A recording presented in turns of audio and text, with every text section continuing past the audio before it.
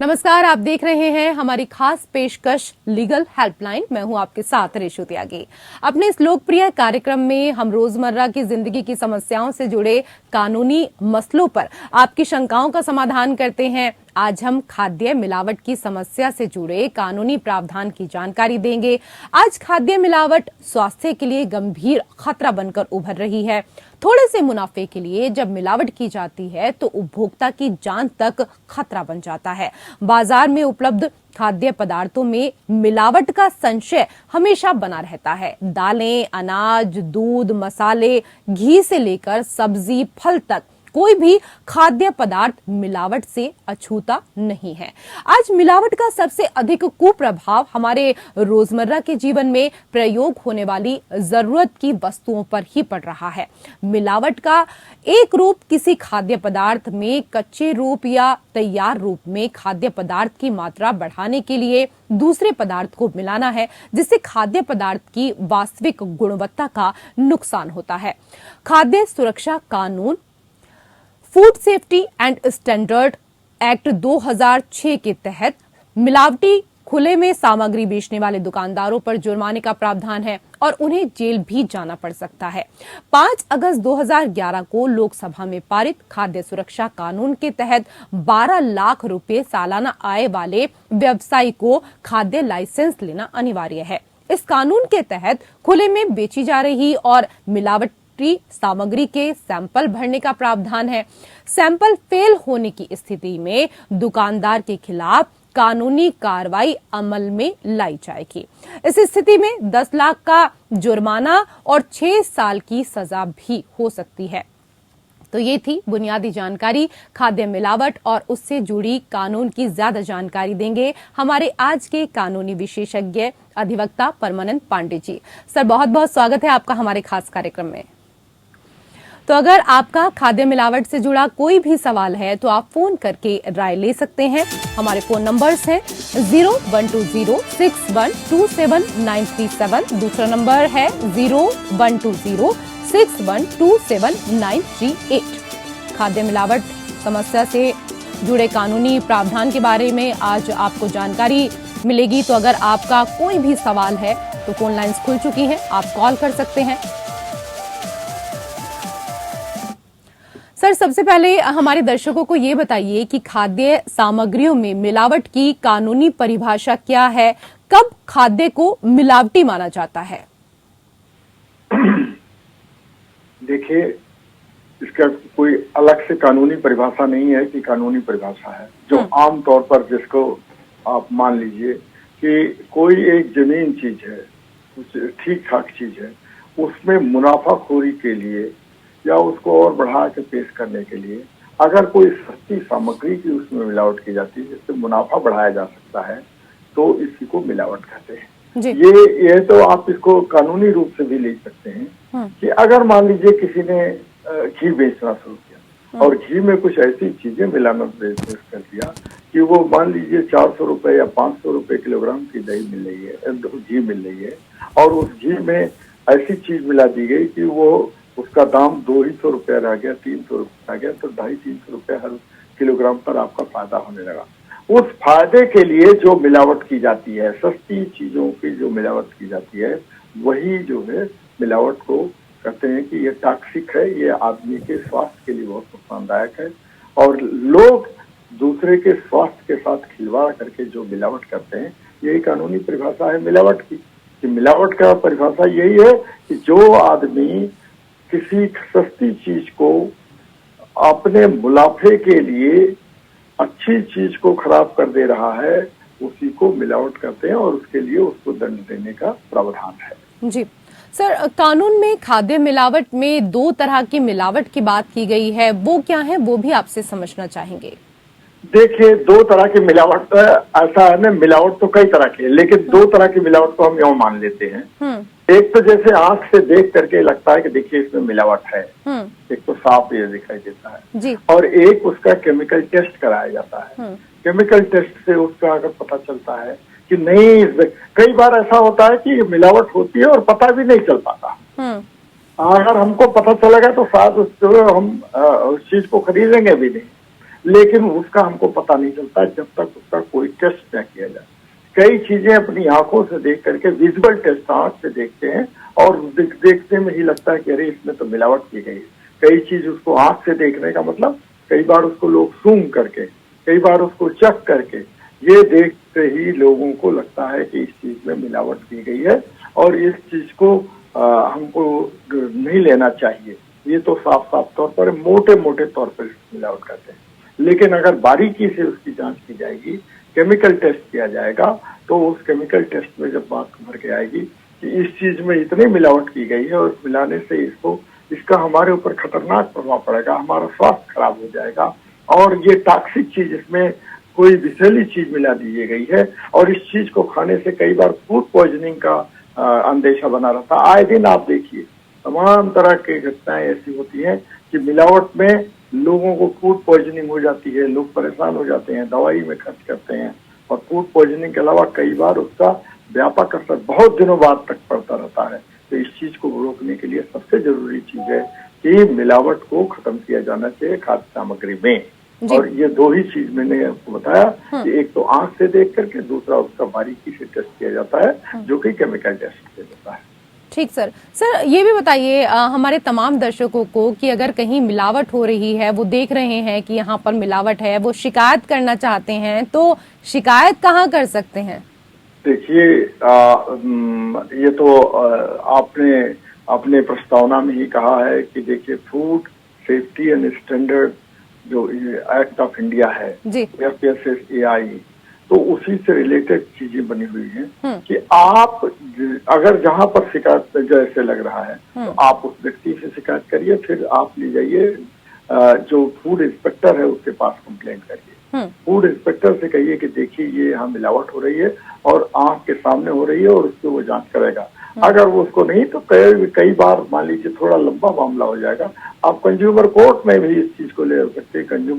Consumer होने के नाते हमारे साथ ये धोखाधड़ी और चीटिंग हो रही है और इसको लेकर के आप कंज्यूमर कोर्ट में भी जा सकते हैं। नहीं तो सबसे जरूरी बात यह है कि आप FSSAI में ही इस चीज को कंप्लेंट करें, वहीं पर शिकायत दर्ज कराएं और कहें कि ये आए दिन यहाँ पर मिलावट की घटनाएं हो रही हैं और वो अपना इंस्पेक्टर भेज करके, अपने फूड इंस्पेक्टर को भेज करके उसकी जांच कराएंगे और जांच कराने के बाद अगर वो उससे मिल पाया जाता है कि सचमुच वहां मिलावट होता है खाद्य सामग्री में, तो नियम के अनुसार उसके खिलाफ कार्रवाई की जाएगी। और आपने तो अपने प्रस्तावना में इस चीज को बता दिया कि कम से कम इतने दिन की सजा हो सकती है और इतना जुर्माना हो सकता है।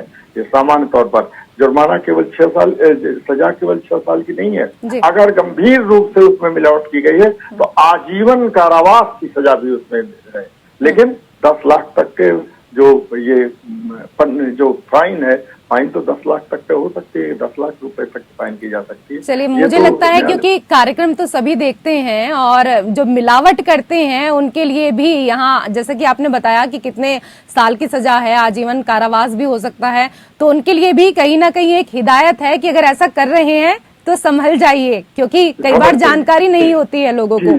Sir food inspector food inspector की क्या कुछ भूमिका होती है वो तो आप यहाँ पर बता ही चुके हैं। मैं आपसे ये सवाल करना चाहती थी लेकिन आपने ये बता दिया है। लेकिन ये बताइए कि खाद्य मिलावट के लिए कम से कम अधिकतम सजा के बारे में तो आपने बताया, कम से कम क्या सजा है और क्या कुछ जुर्माना होता है?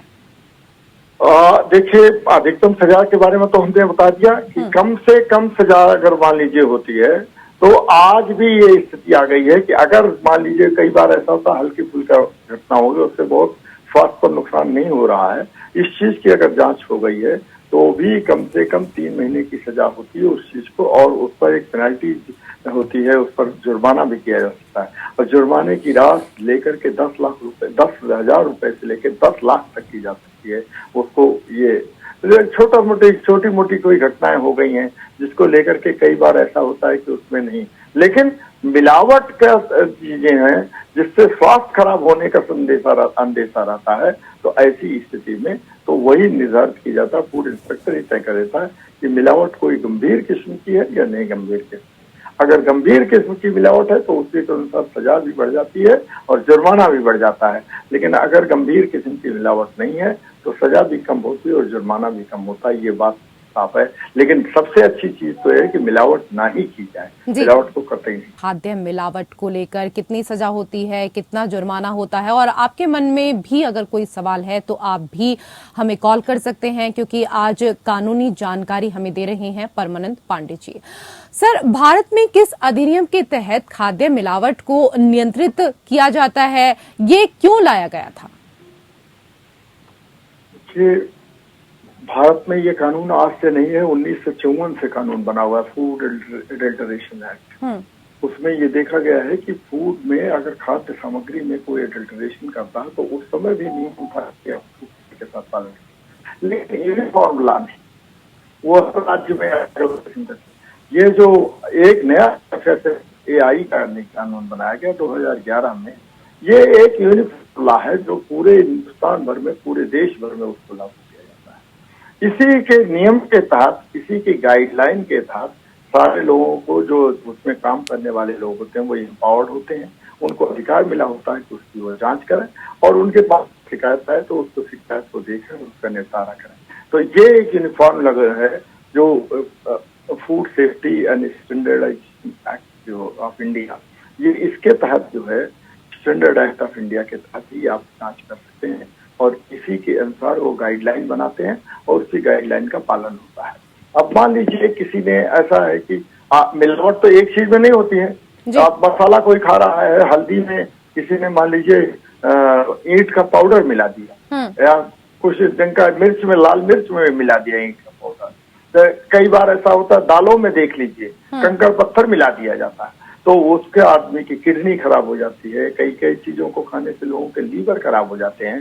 ये जो मिलावट करने वाले लोग होते हैं, ये एक तरह के लोग अनस्क्रूपुलस लोग होते हैं, ऐसे व्यक्ति होते हैं जिनको ये दूसरे की परवाह नहीं होती है, और उस परवाह के ध्यान रखते हुए कि ऐसा करते हुए कि आदमी मरेगा कि जिएगा इसके बारे में नहीं, केवल उनको अपना मुनाफा, अपना ध्यान रहता है पैसा कमाने का। ऐसे लोगों के खिलाफ इसी एक्ट के तहत ये कार्रवाई की जाती है कि कड़ा से कड़ा दंड नहीं अगर दिया जाएगा, डिटरेंस नहीं होगा, तो निश्चित तौर पर ऐसे लोगों का मन बढ़ा रहेगा और वो कर।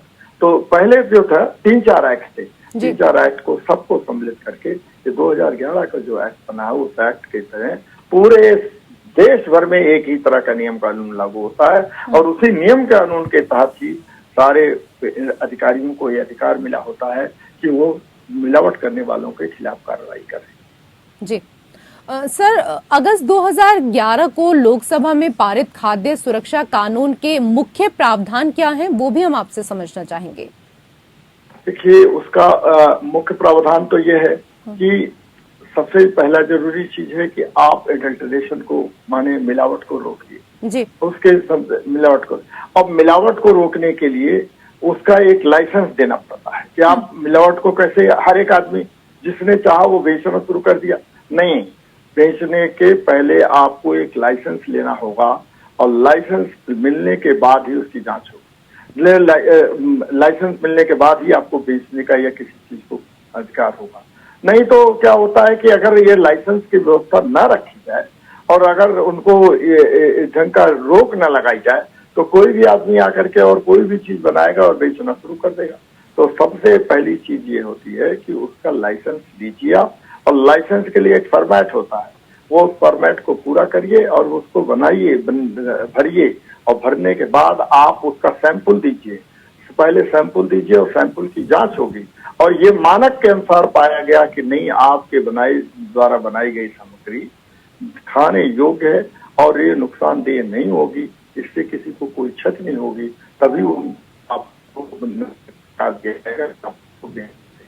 ये नहीं अगर है तो इस चीज को अधिकार नहीं दिया जाता है। इसी नाते सबसे पहले काम यह है कि आपको लाइसेंस ले हुए व्यक्ति के पास भी कोई सामान लिया जाना चाहिए, और लाइसेंस तो हर दुकान पर लगा दिया जाना चाहता है कि आपको ये लाइसेंस नंबर हमारा है, और अगर किसी को कोई इस चीज की शिकायत है तो वो जाकर के फूड इंस्पेक्टर के सामने शिकायत करे, और वो लाइसेंस अगर है तो चाहे तो कंज्यूमर कोर्ट में भी ले जाए, और कहीं भी ले जाकर के उससे शिकायत करने के बाद हम उससे उसका समाधान प्राप्त कर सकते हैं। जी सर, ये भी आपसे समझना चाहेंगे कि किन परिस्थितियों में खाद्य सामग्री को मिलावटी नहीं माना जाता है। अब देखिए, इस किन परिस्थितियों में खाद्य सामग्री को नहीं मिलावटी माना जाता है। कुछ ऐसी चीजें होती हैं कि आप एक तो होता है एक इंटेंशनल और एक होता अनइंटेंशनल। जी। एक जानबूझ करके मिलावट की गई है कि हमको ऐसी चीजों में मिलावट करना है, घी में, चावल में, दाल में और मसाले में, या ऐसी किसी चीज में हमको मिलावट करनी है, तो जानबूझ करके मुनाफा कमाने के लिए ऐसी मिलावट की गई है। और तो और आजकल सब्जियों में भी, आपने बात कहा था शुरू में कि आजकल कच्ची चीजों में, सब्जियों में भी कई बार इंजेक्शन लगा के दे दिया जाता है। कई बार ऐसे देखिए कि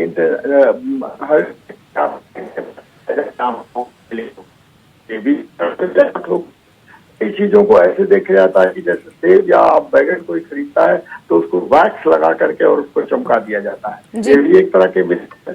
लेकिन ये कई किस्म की ऐसी मिलावट होती है जिनको आप ये मान के चल सकते हैं कि बहुत ज्यादा वो गंभीर किस्म की नहीं है। तो ऐसी मिलावट को कई बार नजरअंदाज कर दिया जाता है। जैसे सेब को चमकाने के लिए उन्होंने तेल का प्रयोग कर दिया है, हालांकि ये सब के लिए किया गया है। तो कई इस चीज को मान के चलते हैं कि बहुत अनइंटेंशनल चीज है और इसको लेकर के हमको कोई बहुत ज्यादा परेशानी नहीं होगी, किसी के स्वास्थ्य पर बहुत विशेष असर नहीं पड़ने वाला है। ऐसे जो अनइंटेंशनल है, जो बिना जानबूझ करके की गई मिलावट को बिना इसको मान के चलते हैं कि कहते हैं कि ये करा। तो एक चीज और ध्यान में रखना होगा कि जो कंटेमिनेशन है, जो माने खराब होने वाली चीज है, और एक एडल्ट्रेशन है, दोनों में फर्क होता है। जैसे आपने सेब लिया है और सेब में वो कई बार अपने आप वो खराब हो गया, और खराब हो गया तो वो तो कंटामिनेटेड, वो अपने आप खराब हो गया है उस ढंग से। और कई बार ये है कि उसमें मिलावट कर दी गई कि उसमें वैक्स लगा करके, मोम लगा करके उसको चमका दिया गया कि आदमी को धोखा हो जाए और वो खराब भी रहे तो भी उसको बेच दिया जाए। तो ये जो मिलावट हुई, ये इंटेंशनल मिलावट हुई, इसको रोकने के लिए प्रावधान है। लेकिन जो अनइंटेंशनल है उसको मान के चलते हैं, एक्सीडेंटली कोई चीज हो जाती है तो उस चीज को नहीं माना जाता है, कहा जाता है कि ये मिलावट नहीं आया है। जी। सर ये भी बताइए, भारत में खाद्य सामग्री की नियामक या रेगुलेटर कौन है? भारत में खाद्य सामग्री का तो मैंने कहा ना कि जो यूनिफॉर्म लॉ और वो food safety standard act of India के तहत ही सारी चीज होता है। हर जिले में ये बना हुआ है। आप राज्य चार जोन में बांटा हुआ है जो इसको पूरे हिंदुस्तान में रखा गया है, और फिर उसके बाद हर राज्य से लेकर के हर जिले तक इस चीज को रखा गया है, और वो वहां पर जांच करने के लिए बैठे होते हैं जिनके पास ये जानकारी है।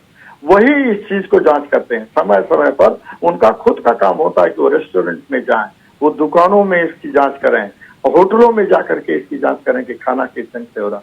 कई बार दो चीजें मैंने कहा ना कि होटल में जैसे खाना रखा गया है, शाम को खाना दिया गया है और सुबह उसका बच गया है तो उसका दुरुपयोग, तो वो खाना खराब हो जाता है। वो एडल्ट्रेशन की श्रेणी में नहीं आता है, लेकिन उसको खराब हो गया है तो उसको फेंकने की जरूरत है।